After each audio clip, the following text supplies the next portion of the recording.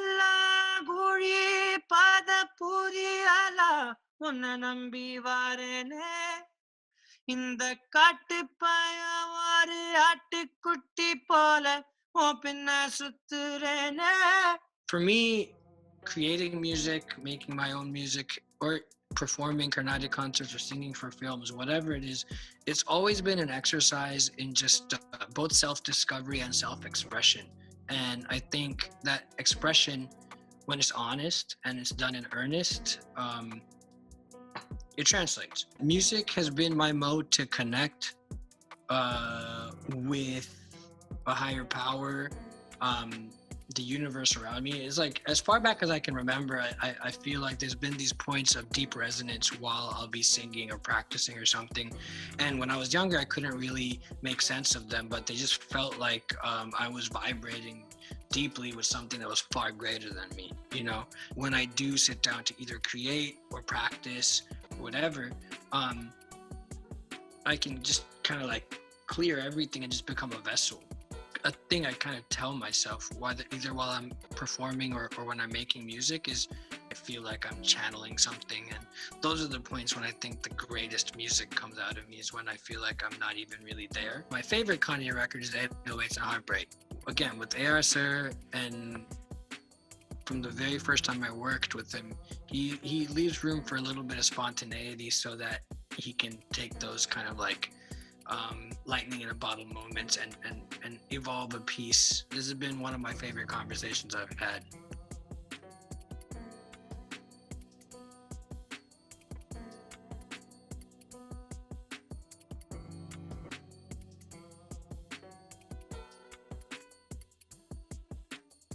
So yeah, I guess we want to just kick it off by asking you what we usually ask our guests.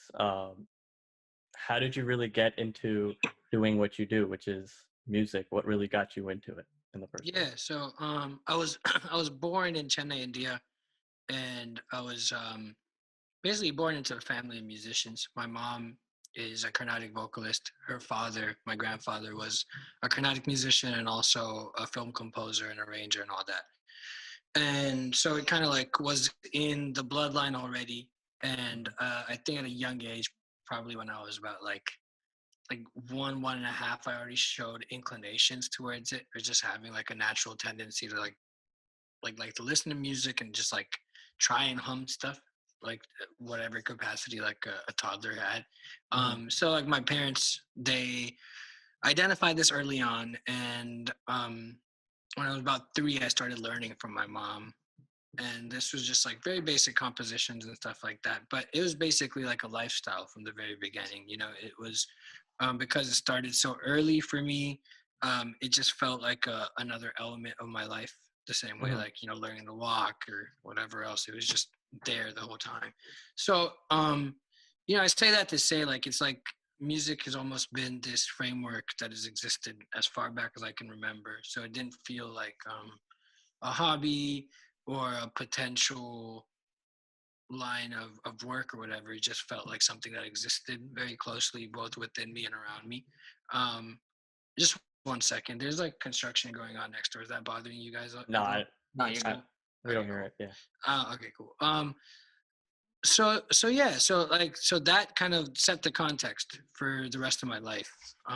And with that foundation, I just started digging deeper into Carnatic music at first. And South Indian classical music is a very intricate form. You know, there's a lot of layers of complexity, and there's like these set parameters that I wouldn't call them rules, but yeah, parameters melodically, rhythmically, and lyrically, as well as other kind of nuanced ways that you have to operate within. But my kind of exploration with the form also taught me a lot about just myself and life, in terms of like being able to find a sense of creativity and liberation while existing within a framework and a set of parameters. I think I mean, obviously, when I first started my journey with the music form, I didn't understand all of this. But what was like subconscious and very abstract at first, the slow chipping away at it over the years, has really kind of provided me with a worldview and a way to understand both myself and the world around me. Mm-hmm. It's so just a little bit of background about us too. So we play tabla. Sure. We've been playing, but we're clearly not at the level that you're at your what you do. But so we do understand when it comes to Indian music, growing Sure. up in America, Yeah. being familiar with American music, and so that kind of leads me to the next question, where it's you know I saw that you even call yourself a true hybridist, right? Yeah. Where you have classical roots, you say, Mm. and you're into alternative music, right? And Sure. modern Sure. music in a way, Western music. Yeah. Um, how did you find that balance early on? I'm assuming you grew up here as well. Yeah. Or at, So I was born in Chennai in 1990. We moved to the States in 91. So I mean, I spent my whole right. life in California in the suburbs. I grew up in a city called Fremont. Um, and I just started listening to like R&B soul music kind of early.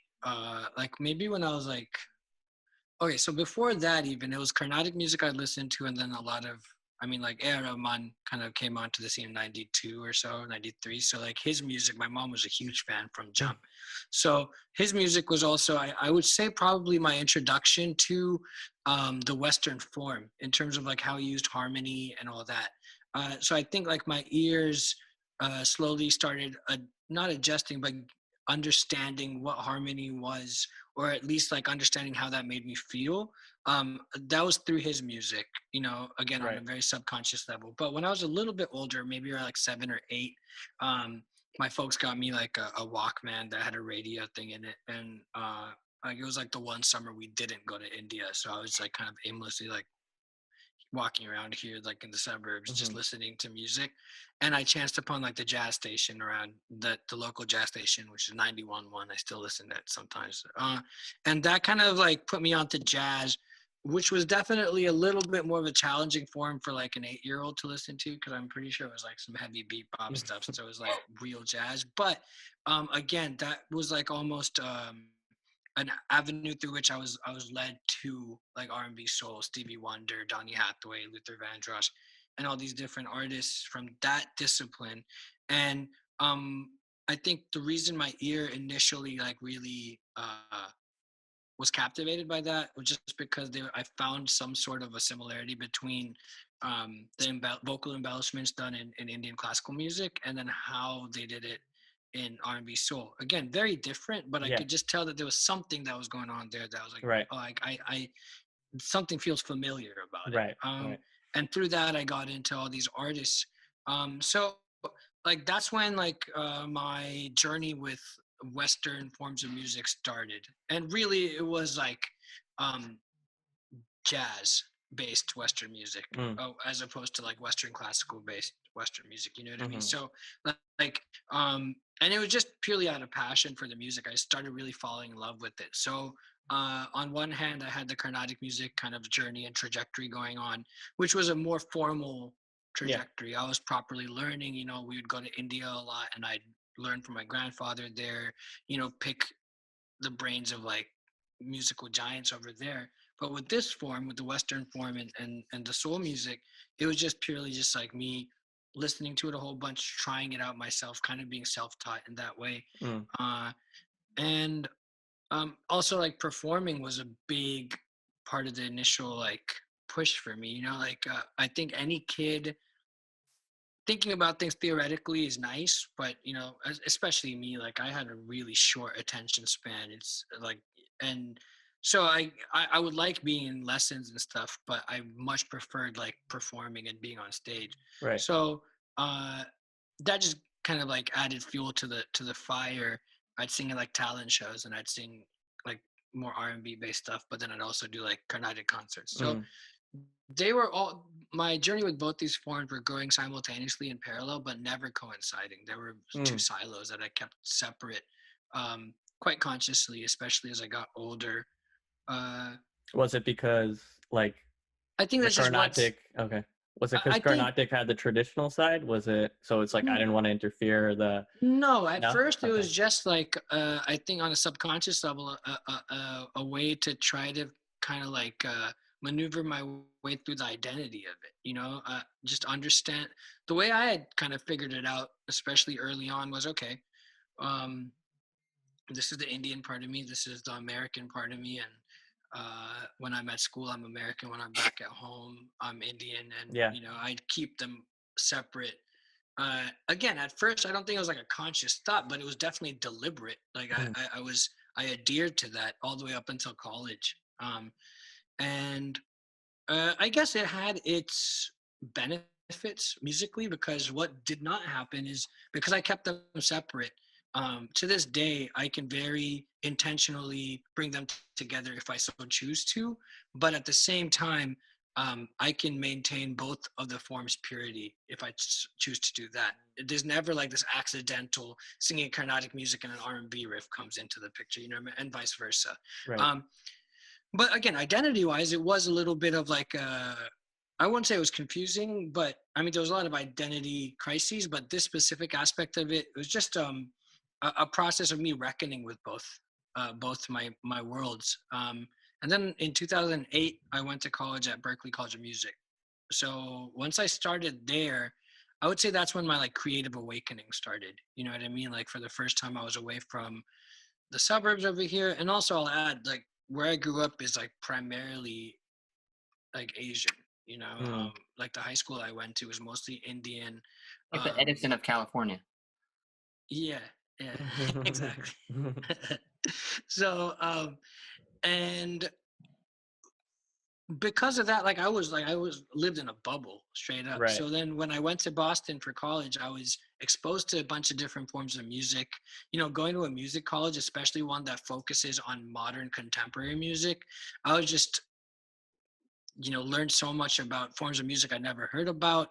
And then I, you know, like any kid that grew up here, I was into like hip hop and stuff like in high school, but just on a very surface level. Like I listened to what was on the radio, and then I had one friend that had put me onto like Tribe Called Quest, so that was kind of it.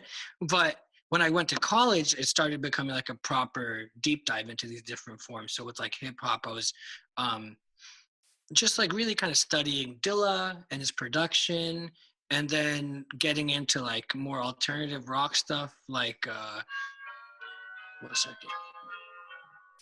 That's cool. Sorry about that. Oh yeah. Yeah, alternative stuff like you know, Radiohead, Sigur Rós, 07, just a whole bunch of music I'd never heard about before then, or Right. like kind of heard the names but didn't really know what they were about. Um, and because I had this like just like newfound, just there's like an influx of new information that was like hitting me all at once. It was super inspiring. Um, and also being away from home for the first time to kind of like grapple with the feelings of homesickness and whatnot, I really started writing my own music only then. And when I did that, that's when I started breaking the silos down very slowly and gradually. You know, I did it kind of, it was very scary at first, even though it was just me making music. It felt internally like this, like, oh, what's going on? But slowly over time, what happened is the silos broke and all the world started to meet again very intentionally. But and that's been the process that I've been on. That's been the journey I've been on from for the last decade, I would say. You know, like 2010 is when I think really started finding what the beginnings of my sound is, and it's just been a process of peeling back, exploring new boundaries, and just, you know, continuously evolving what I want Sid Sriram's music to be. Wow. Um, I want to relate to you in some sense and say that like growing up in the 90s, it was like hearing A.R. Rahman's music was almost like, what is this? Yeah. Like, I've Yep. never heard anything like this.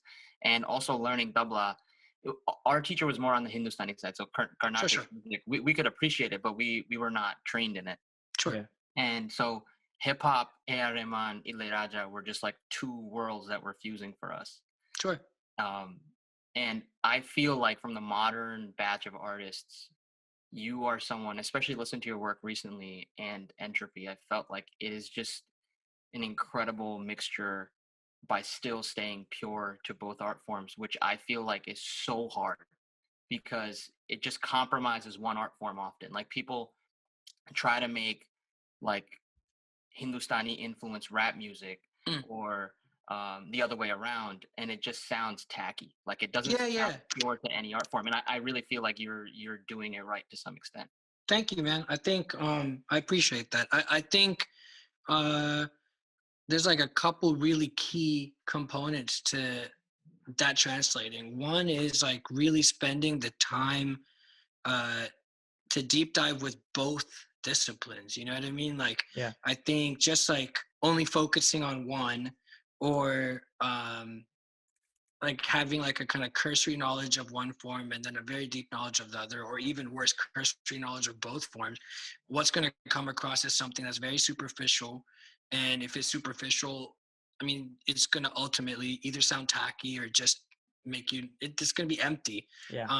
So, you know, I really have my folks to thank, like my different mentors that like through the years, the idea of like really finding joy in the discovery of the music forms rather than putting the celebrity aspect of it first, I think is really what's allowed me what I'd like to think is a well of knowledge across both kind of aesthetic forms and disciplines, so that when I create, it doesn't feel like I'm sitting here, like you mentioned, like Hindustani influenced like rap or something. Like it's easy to just like listen to something and pop up a sample, you know what I mean? But then like what else is going to go into the intentionality of what you're creating, such that you make something that really comes alive, you Mm. know? And for me, creating music, making my own music, or performing Carnatic concerts or singing for films, whatever it is, it's always been an exercise in just both self discovery and self expression.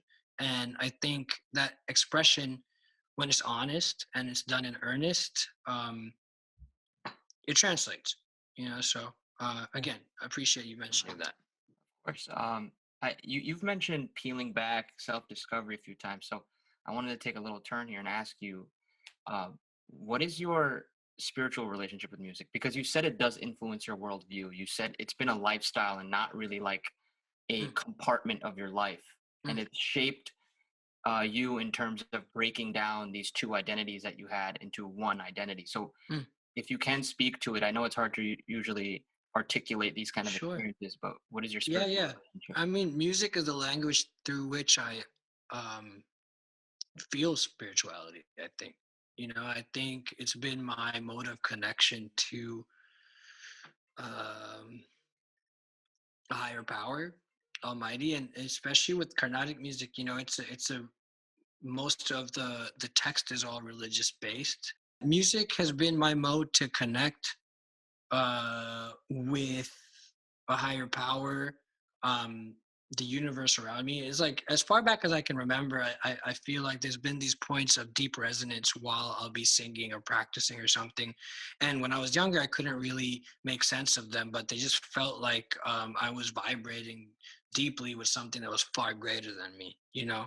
Um, and as I've gotten older, I've been able to kind of define that as just simply those are the moments where I think I at least subconsciously forget about the idea of self, and I truly feel like I'm existing as uh, a part of whatever is greater than just me.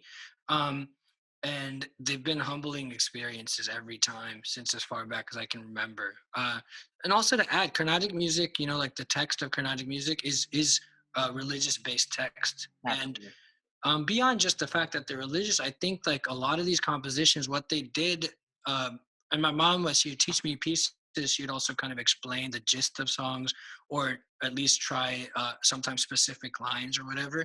What I picked up on very early on is that these compositions are asking questions a lot of the times, you know, and I think so much of the spiritual path or building a relationship with spirituality is about asking questions, you know, asking the questions of why we're here, what does moksha or that concept mean, and how does it manifest, you know, and that set me on the path, you know, those conversations I'd have with her, or more like her kind of explaining these songs to me at a young age. I think that set me on the path to understand what I wanted to speak about with my own music when I started writing my own lyrics and all that. um, it became a process, like a cathartic process, you know, when working on my own music was that. performing, singing was all a release. And then beyond that, it also felt like, when I was um, writing out my own lyrics and all that, it gave me the opportunity to put these questions into musical form and just try to exist in the same ethos as these great composers who had influenced me so greatly from a young age. So even to this day, I think it's like music is really spiritual. And I don't mean that it's, it is, you, I mean, one could argue that everything is spiritual in terms of existence, you know what I mean? And like, if that's the basis from which we're speaking, then, like I kind of try to always keep that the center of everything I'm doing artistically. So, How do you strive to do that? Like when it comes to your music, what steps do you take? Or I know um, music. I know I maybe like you're saying it's no, like sure. music But is there, innately kind of gets you there. But yeah, what steps do you take? um, few different things. Um, He hangs around ARM. That's it. Time I was having like severe writer's block for months on end, and I had just started working with him like maybe a year before that. He was in Los Angeles. I was trying to work on my record in LA at the time, so he'd call me to record sometimes, or sometimes I just go over there just to kind of like get advice and stuff. And that specific point, he mentioned like try fasting for a little bit and see what it does to your creativity, and it really helped. Like it helped a whole lot because the way he had explained it is like it kind of burns away all the superfluous stuff, and you're left with the core. And when you only have that, chances are you'll be able to tap into whatever you want to say. And it worked really well. I've done it a couple of times since. I haven't done it often, but like he's always like probably one of the best resources when you hit those kind of like spiritual slash artistic, just like points of confusion or whatever. There's so much clarity in what he says. But in terms of what I do on a more like routine basis, um, I guess what in a general way of just describing it, and then I can kind of specifically point out things that I do. I try to look at music as like a form of meditation. So like I practice every morning. I start my mornings off with like about 30 to 45 minutes of voice exercises, and a large part of that is me just sustaining the low sa, and just like over and over while focusing on my breathing. And it just that does two things at once. One, it physically gets my voice in shape, but then beyond that, it also really, really helps me clear my mind, such that when I do sit down to either create or practice or whatever, um, I can just kind of like clear everything and just become a vessel. So that's like a thing I kind of tell myself, either while I'm performing or when I'm making music is, and sometimes it happens automatically where I can just mentally kind of check out and I feel like I'm channeling something. And those are the points when I think the greatest music comes out of me, is when I feel like I'm not even really there and it's just literally just channeling. And then sometimes I have to remind myself, like, clear the head so that you can really kind of open it up for something to come through you. Mm. And this is definitely something I've understood more as like a logical thing in the last 2 years. Before that, it would just happen by chance, and I guess. But I've tried to, along with the physical training of what it takes to be a vocalist, which is already like, it's an arduous process. Along with that, I've tried to kind of keep the mental, spiritual, emotional workouts in place as well, of just Mm. like reminding oneself that whatever's going on in your mind, how open you are to feel love, all those are things that you can not train yourself to do, but remind yourself of. And I think like put specific kind of processes in place to be in the best position to just channel. um so I would say that. Mm. Incredible. I actually your point on ego made me think of um, um, in that you said something that I thought was really insightful. You were basically talking about the intentionality of the genius artist, where Mm, you think like a melody or a harmonization of like five instruments is just like um, you know, a super well thought out months of planning thing. And you were explaining how the intentionality of that is related to some level of intuition with these artists, where it Sure. just happens. So, what is that relationship do you like with intentionality and intuition? Because they seem to be, I wouldn't say contradictory, but not synonymous. But Sure. you're drawing a relation to them. I can tell you like how I've kind of learned to work with both of these concepts. My specific creative process is go full on intuition at first, and then use one's intentionality to carve out from whatever you've put down. Like one of my favorite creative, it's like dump to begin with. Like get everything out, and because again, like in those moments, like when you do have like a deep sense of inspiration that doesn't feel like it's just coming from yourself, I think those are super valuable moments that you don't want to like lose out on. So I just try to like make sure that I'm really just going for it and getting all the ideas out sometimes very chaotic, sometimes it's a little bit more methodical. And then once I get that, I use my intentionality. I kind of to study what I have down and see, okay, how can I carve this into something that is best serving. I feel like this. I feel like the initial like creative output when you're operating from an intuitive space forms like the core of whatever your creation is. It's like the source, and then your job after that is going to allow people the context and the framework to enter the space and reach the core of what you're talking about and resonate with it deeply. Um, with someone like Rajasar, I feel like he hears everything in his head, knows exactly what he wants, and just does it.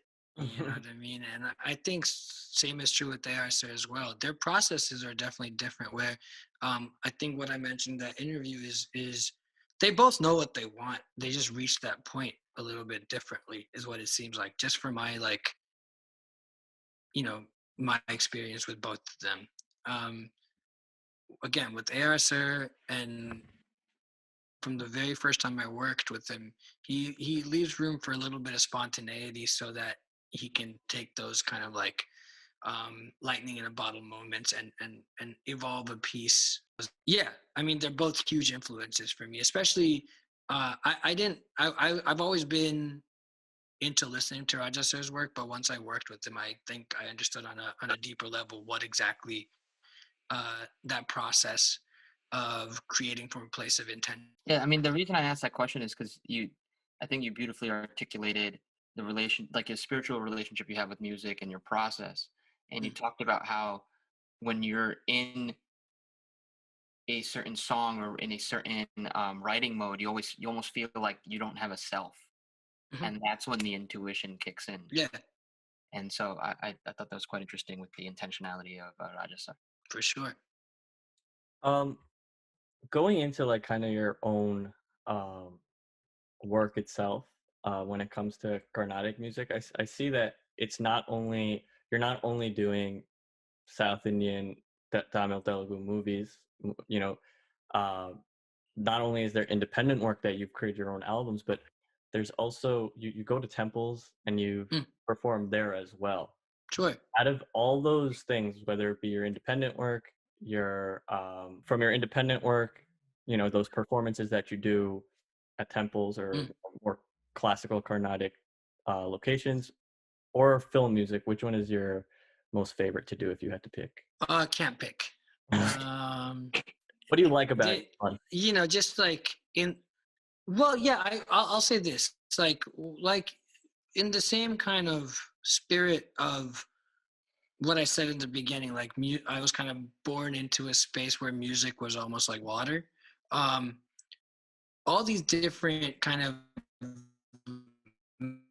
manifestations of what I do artistically just feel like different movement almost, just like kind of like with the film side and recording for other music directors and working with them. What that's really allowed me on a more creative, like core creative level is just understanding how to exist in different artistic contexts, whether that be like the aesthetic requirement of a song that's a little bit outside of my like comfort zone genre wise, or ultimately when you're singing those songs, you're there to serve a specific scene in a film.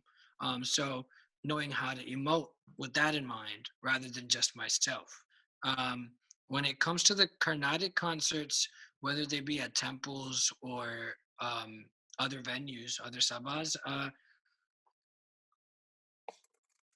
mean, that's just like it exercises so many different parts of my spirit and my mind, I think, because there's a ton of improvisation going into those concerts, 1.5 hour concerts, so there's a ton of stamina involved. And then also the idea of emoting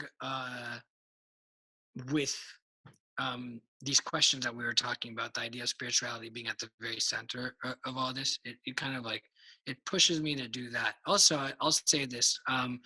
I would say that Carnatic music is I mentioned is my foundation. It's also my creative and artistic fountainhead in every way. In that, my studying the form and really kind of digging deep into that form has given me my framework of how I approach everything else.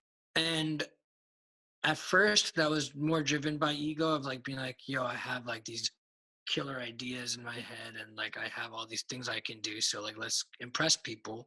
As time has gone on, it's just more just become about I have these things that I feel a deep conviction, like just deep convictions about, whether that be like subject matter or even just like melodic ideas, these things like I really care about these things, they resonate very deeply with me, and I feel that while I'm here, it's my responsibility to document that and share that with people, because if it resonates deeply with others as well, then it gives them something to just like, I don't know if there's like any like blocks of ice within our body emotionally and stuff. It just gives people an opportunity to melt that shit away and feel through whatever they got to feel through. Anything I do creatively, I sketch a whole lot too, just like abstract like line sketches, and just that's another form of release. But anything I do just feels like an opportunity to understand just more about the way I operate, more about like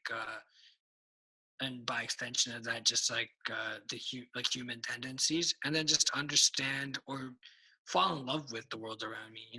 Like these are just modes of ways to connect with people or things or concepts, and I think like with empathy being at the center of any one of these musical pursuits, artistic pursuits, it gives me the opportunity to like really understand both myself, and I feel like I've said that a bunch, but it really is something that's important to me, that understanding myself but also understanding other people and just the world around me just ultimately allows me to embrace the idea that we don't really control anything, and the most, I don't want to say enjoyable or even optimal, but the most fulfilling way to live, I think, is being at peace with existing within the world, and giving yourself to it and allowing it to give itself to you. Wow. Um, Speaking of your own work, actually, when you dropped Entropy, Mm, I didn't listen to it like the week you dropped it, but eventually I caught on and sure. went through the record a couple times, and this is my description. I don't know how you describe it yourself, but with the highest praise, my description of it was a Carnatic Jesus. Like, Wow. yeah, it was very sonically experimental, which Mm, I was almost like a hats off to, because I don't think it's everyone's cup of tea, or sure. if you can repeat it. And two, the lyrics, I was gonna say, um, felt very deep, especially records like Moksha, where Mm, I thought you were talking about some really deep, um, principles. Can you sure. talk about the writing process and the music making process? Because I felt like the actual song structures and the sonics were entropy in and of itself. Like it Yeah, was great. very entropic. Word up, man. My favorite Kanye record is 808s and Heartbreak. Cause like that's what like set the that came out in 2008, and Yeah. that's right when I started college. Well, I don't know, like between that and graduation, but then Yeezus is number 3. No Uh, fantasy. I love fantasy, but I love it for like its uh the cliche thing to say. I love it for its artistic perfection, like the damn near like creating that mountain and just him existing on the pinnacle of it. But it's also for me like where I was at in my life when when 808s came out I was so impressionable, and I'd known Kanye's work before, you know, but I knew the hits and I hadn't really like dug into his albums when I was in high school.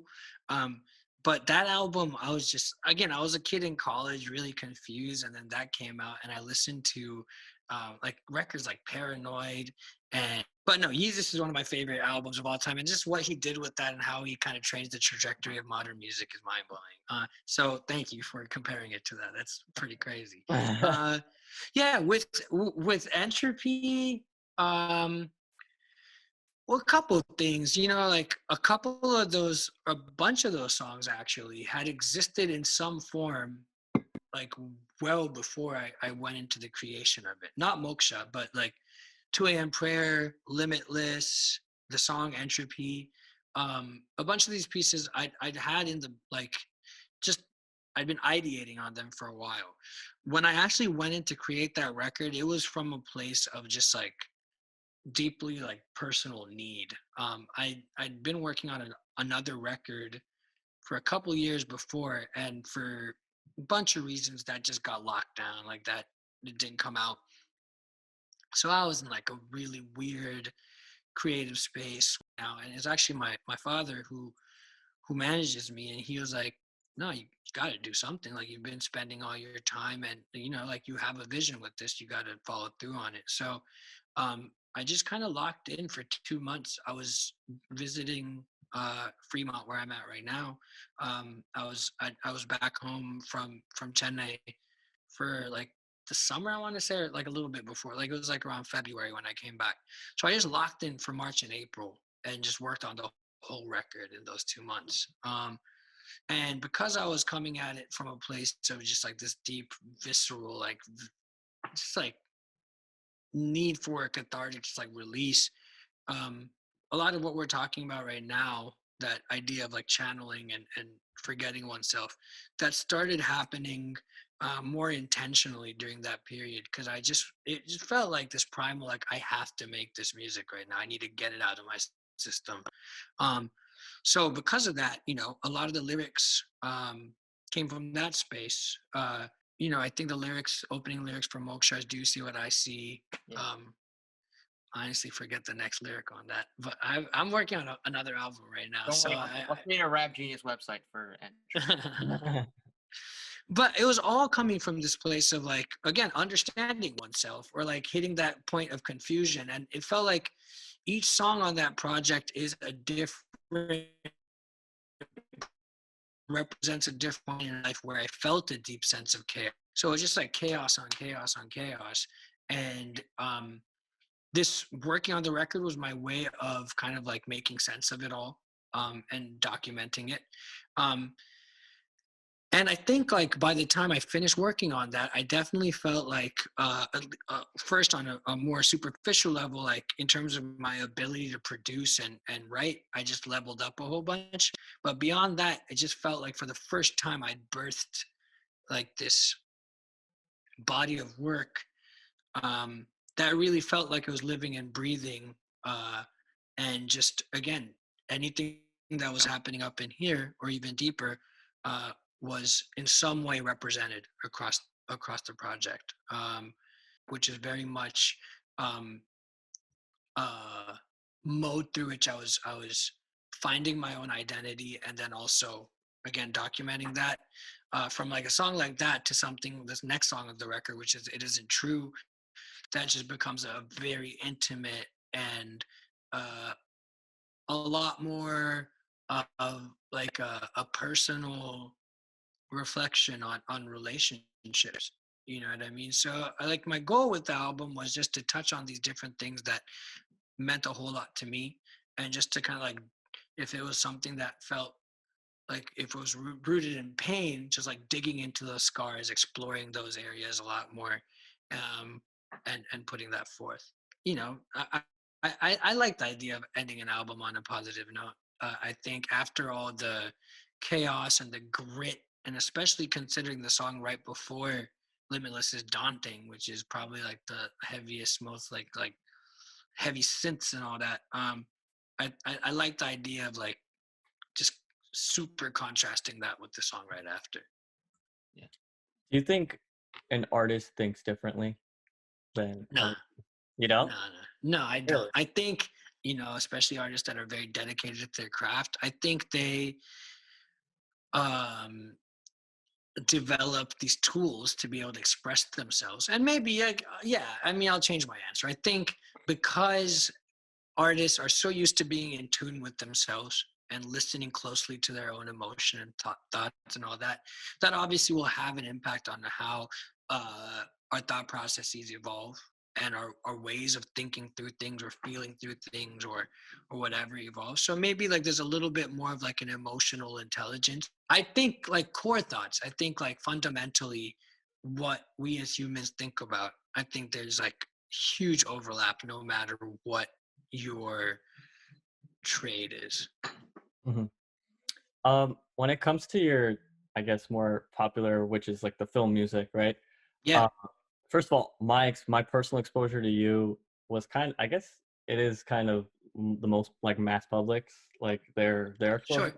which was Yeah, yeah, yeah, RDA, right? Is that how you yeah, say it? yeah, I'm yeah, Gujarat. yeah. I can't really say it properly. No, it's all good.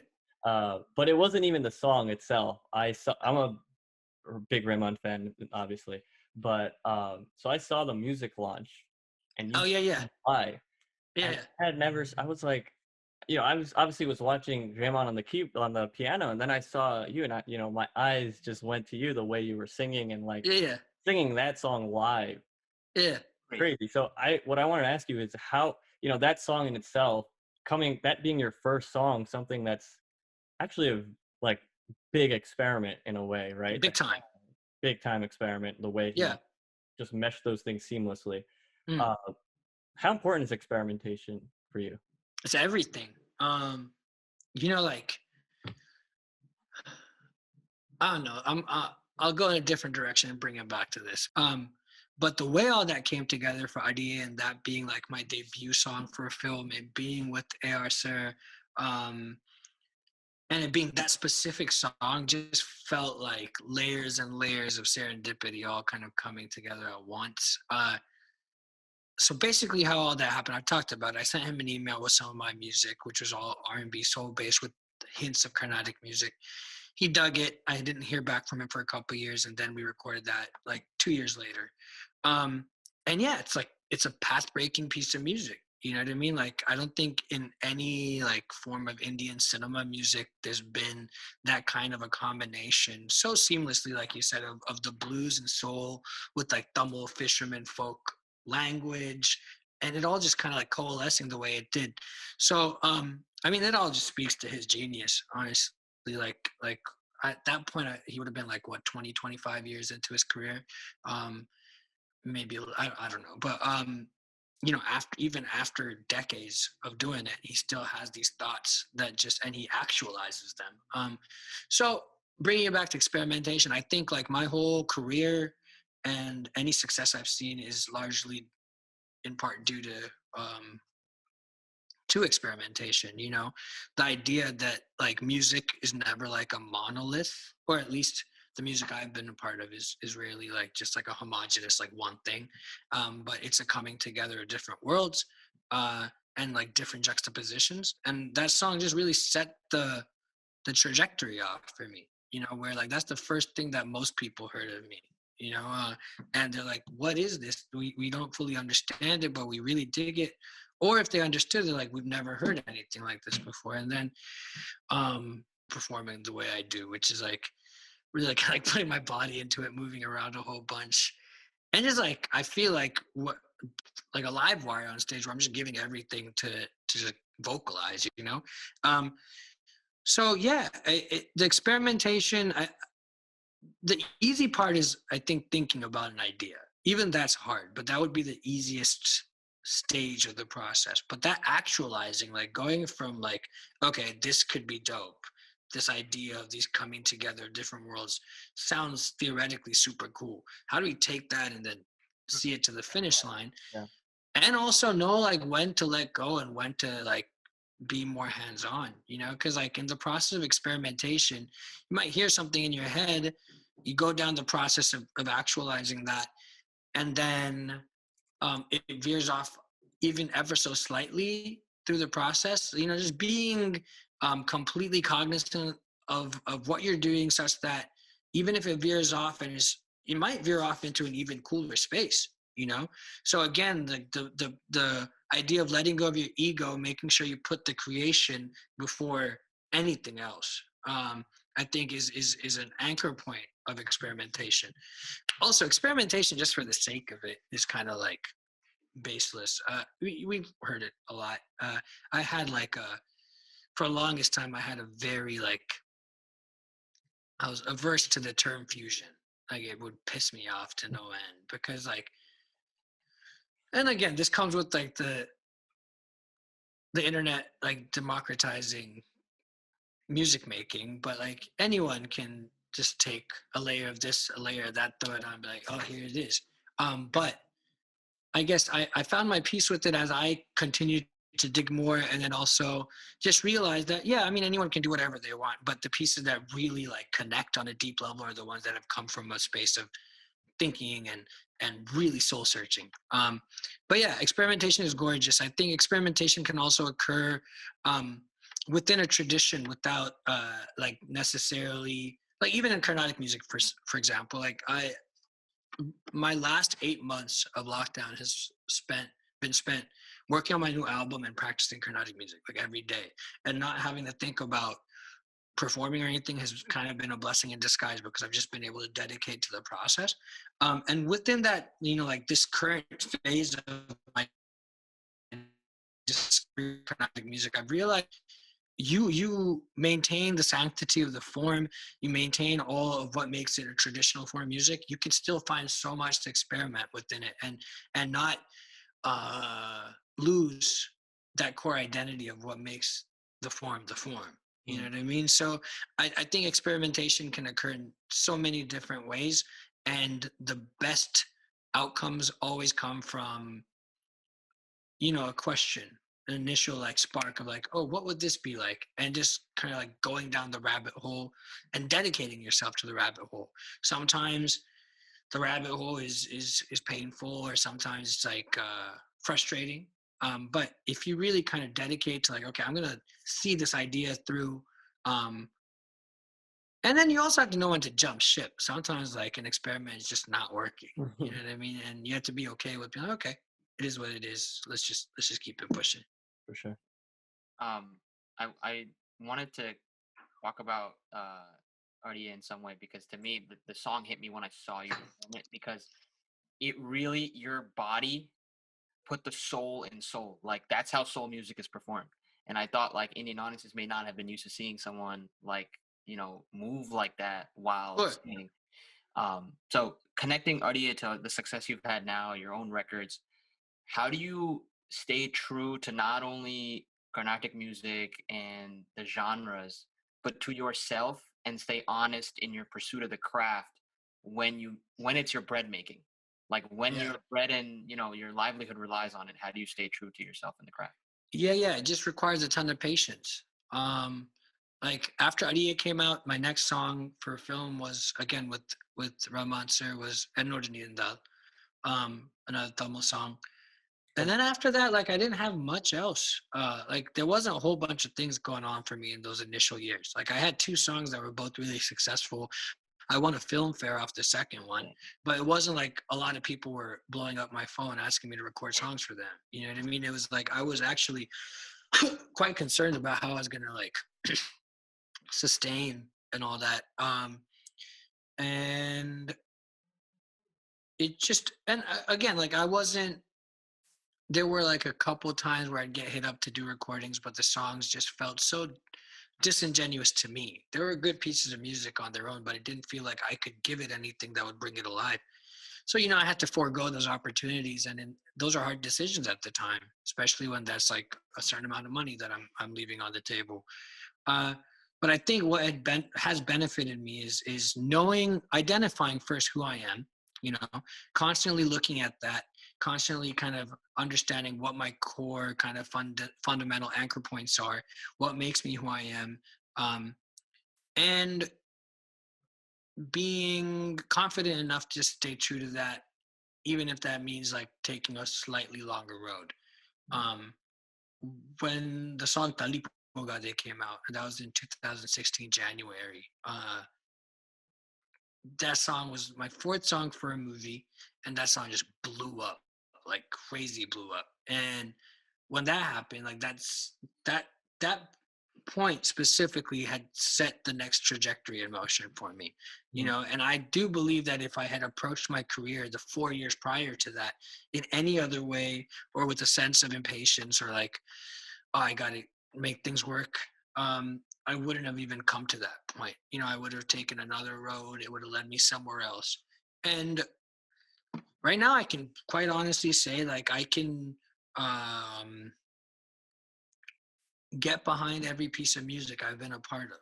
You know, there's been no point in time where I feel like dirty doing this. You Mm. know, it all feels like, okay, I at least something like kaleidoscopically, I can look at some angle of a song, even if it's way outside of like I said before, my comfort zone genre wise, I can get behind it all.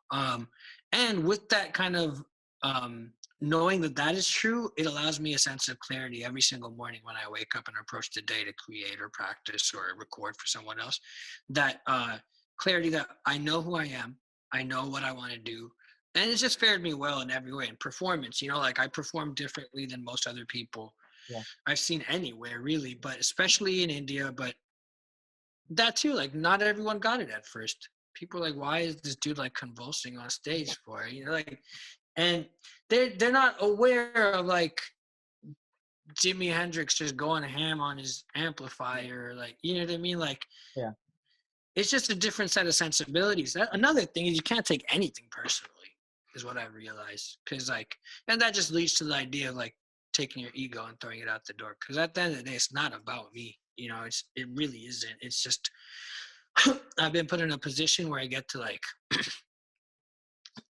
just channel something and give my voice or my thoughts or my melodic output, whatever it may be, or like my productions. I get to create those things, and by the grace of God, people resonate with it. So it kind of starts and ends there. So Um, so what's next for you in terms of your mindset? Not necessarily career wise, but like mm. could be career wise, but also in terms of your music creation, your steps that you want to take maybe more internally. Um, where's your mind right now? Yeah. Whereas Entropy was an album that was dedicated to the idea of chaos, I think like what I've been working on now is just I've been working way more from a space of calm, I'd say. Like a majority of the current album I'm working on that I'm super hype about. Like I've been working on it for the last year and a half, but I really kind of like doubled down on it at the beginning of lockdown. So like March, April. I was in Chennai until March, and then me and my dad came back to Fremont to be with my mom over here and just kind of for all us all to lock down together. Um, so at first when I started working on the album, it was like I was operating from I think the whole world was kind of operating from a space of like this primal fear, you Right. know, of like what's gonna happen. You know, no one really Right. knows. And then that automatically put me in a space of surrender. You know, music just literally became my way of just during those initial months staying sane. And it just really kind of it's beautiful because at the moment I wasn't thinking about anything. I wasn't thinking like, oh, this is gonna go on my album. I was just every day waking up, practicing. Uh, and then actually where I'm sitting right now, this is where I make my music. It's like a little workstation over here, makeshift. But just making music and letting whatever came out, just letting it come out. And I think in many ways, and all the music I've been making is just like really kind of leans on these concepts of empathy and love. And you know, I use the word love a lot. It's a oft used word everywhere. But I think whereas the last album, Entropy, was dedicated and surrounded by chaos, this just feels like it is enveloped in love, you know, and the warmth of that, the understanding that comes with it, and the sense of calm that it can really instill in someone just to not try to over control things, you know. And again, that wasn't like a conscious decision. I was forced into that space because of the times we live in. So talking about what's next, it's to take these quite simple, like conceptual ideas of, again, empathy and love and how those can manifest, and just really amplifying that on a global stage, you know. Mm. And then taking these aesthetic and sonic things that I think are very specific and unique to me, and how I've brought these different worlds together and amplifying that on the world stage. I feel like I am an ambassador of where I'm from, you know, and first and foremost, that's Chennai, India. And I think there's just a deep, deep, deep well of not just knowledge, but inspiration and artistic undercurrents, and again, aesthetic, sonic, just like points of inspiration that have really kind of made me who I am. Mm. And also being here from the States, you know, there's so much of Black music that has kind of really kind of influenced the way I look at creativity. So, you know, I know for a fact, and it's been affirmed over and over, that I have a specific and unique lens through which I look at the world and perspective through which I create and express. So it's just to take that and just put it on that global stage. Because I feel like I was in college. This was like 2009, 2010-ish. My major at Berkeley was music production and engineering. And one of my classes was like critical analysis of music, which just sounds so heady and just annoying, but it was actually a cool class. Um, Professor was all right, but I remember him asking, "Where do you guys see music going?" Right, and this was in 2010, and I just remember like feeling at my core, and I mentioned it then too, that it's going to become more of a global thing. This idea of like music being from a certain region is going to definitely hold strong. Like the roots are going to be there, you know, but I think the future is like the amplification of one's roots on a global scale, so that they can be like these meeting of different um, thoughts, ideas, aesthetic tendencies, whatever. And I think that'll ultimately be the thing that bridges everyone together. So Mm. I just want to be one of those bridges. That's awesome. Yeah. I guess finally I want to ask, what is like your philosophy on life, or philosophy into going into every moment that you, whether it be in the studio, whether it be, you know, during this pandemic, which was clearly tough on everyone, whether it be Yeah. walking in to Aram studio for the first time or going to a concert, what is Sure. that maxim that you live by? Surrender. That's it. Just um, there's a line, the hook of the last song on my album that I'm working on. It's the line is, "Why is it hard to comprehend that we could be nothing and absolutely everything at the same time?" And I think that is how I wish to operate every day. I think there's such a power in knowing one's strength, for sure, and that knowing that it is infinite, truly, you know, and the only constraints we have are ones that, for the most part, we put on ourselves, you know. Yeah. And you know, I say that also being completely aware of that. I'm grateful for the position I'm in, that I can even think about this kind of stuff. You know what I mean? Yeah. But yeah, there's a power in knowing one's own inherent infinite strength, while also just being aware of the fact that, you know, we don't matter at all, Hmm. not one bit. And I think I when I used to think about this stuff, like even as far back as like 3-4 years ago, I used to think again that they were like two different forces that were fighting each other. But really, I think what I've come to understand, especially over these last 8 months, that they're just one and the same. Like when you surrender and take yourself out of the equation, that's when I think we operate uh, at our highest possible level, you know, Yeah. whatever the context may be. Um, and I mean, I'll say all this with the caveat that I think my worldview is constantly evolving and changing, and it's never like all the way the same as it was even yesterday. You know, there's things I'm realizing every day that are gonna, and I think that's the beauty of life. We're allowed to constantly change these things a little bit and not feel guilty about it. But again, I think that line, that kind of succinctly gets to the heart of how I want to operate. I want to be as present as possible. I spent a lot of my childhood and even like adolescence just being super like a nostalgic kind of dude.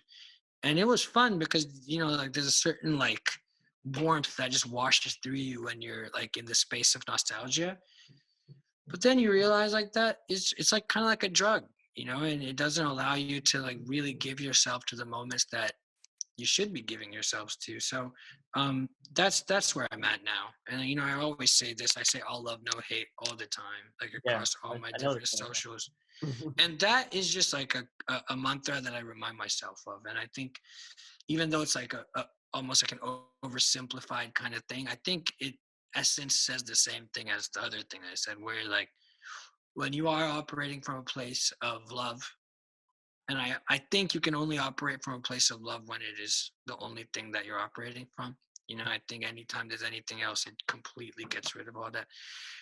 When you truly do that and you remove the idea of hate or like, and that's a packed word, but everything that comes with it, that's when you can surrender. That's when you have surrendered, and I think it's a beautiful place to be. That's a big part of like devotional music and even like Carnatic music in general, right? Big Like, time. uh, And I've only even, again, just these are, I'm sure these are seeds that were planted like a long time ago when I was a yeah, child, and it's nice because whereas most of my 20s were spent feeling a deep sense of chaos. I'm 30 now, turned 30 this year, which sounds funny, but it's like I feel like I'm entering into this with just more of an understanding, and I always thought like I would fear getting older because I think like at least like the way I like to live my life is quite youthful, but um, this part it's been pretty fun, not fun, but it's been fulfilling so far. So I look forward to what's next. Also, the fact that like all of human existence is going through this like mega shift, I think is just a very opportune time to facilitate in that shift, facilitate in people starting to think about things differently and act accordingly as well. mm. um, yeah. I was also thinking this is just randomly. I was thinking right now. Um, haven't seen you in Hindi music really. Is that a plan or where's that at? It's yeah, it should be coming soon. Oh, nice, okay. Yeah. Okay. Can't speak on it yet, but I believe it's coming soon. Okay, that's cool. Yeah. Oh, Can you if you don't mind, can you like give us a little bit of something Sure. something not necessarily working on right now, but some of maybe your classics, you already got. Yeah. Yeah, Why don't we just do Adiye since that's the song we've talked about? that'd be beautiful, yeah.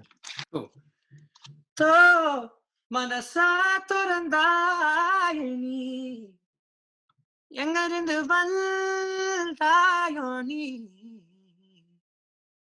அடியே அடியே என்னை எங்க நீ கூட்டி போற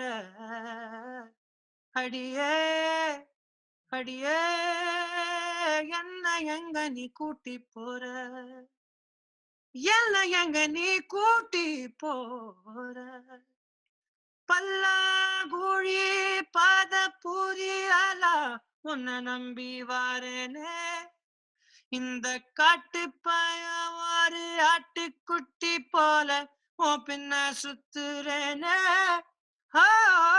பல்லாங்குழி பத புரியலா உன்னை நம்பி வாரேனே இந்த காட்டு பயம் ஒரு ஆட்டுக்குட்டி போல உன் பின்ன சுத்துறேனே அடியே அடியே என்ன எங்க நீ கூட்டி போற அடியே அடியே என்ன எங்க நீ கூட்டி போற. Wow. Oh my god. I don't want to say anything. That's phenomenal. Thank you. I was like lip syncing, I have no idea what I'm saying. But I've heard it enough times. Appreciate it, man. Thank you. Yeah. Thank you so much. Thank you so much Appreciate it. This for was fun. I enjoyed this a lot. Yeah, I mean, it was really insightful, man. You're, um, it's very wise. Your words. yeah. Thank you, man. Appreciate it. I honestly didn't know what exactly to expect coming into this conversation. I'd looked at the email that I think you first sent, and it sounded intriguing. But this has been one of my favorite conversations I've had of late. So keep doing what you guys are doing. Looking forward to listening to it all packaged. And Awesome. Yo, you're the man. Thank you so appreciate much. you guys, man. Right, Have a great evening. We I'm had hyped for your new album. yeah. Actually, no pun intended. I'm too hyped for your new album. We've been in touch with Divine's team actually. He's a good dude, man. It's amazing to see what he's been doing out there. Dude. He's sure. operating The reason from a I love place it- of what's that, man? The reason I love it is because like it's not compromised hip hop. Like Yeah, it's exactly. actual hip hop. And if you like, I was there for the release of his last album. They did the show, and that was my first time seeing it on my own. But just like the level, like his fans really connect to every single word. It's not That's it. there's no gimmicks or nothing. Yeah. You know, like it's very much he's a real dude, speaks on what he knows, and he can spit. You He know, can his really cadence and all that is real. So yeah, me and my pops went out. I performed Too Hype with him, and he was also just like looking at the audience and just kind of studying like how they connect to him, and it's a very real connection. That's You know? awesome. Yeah.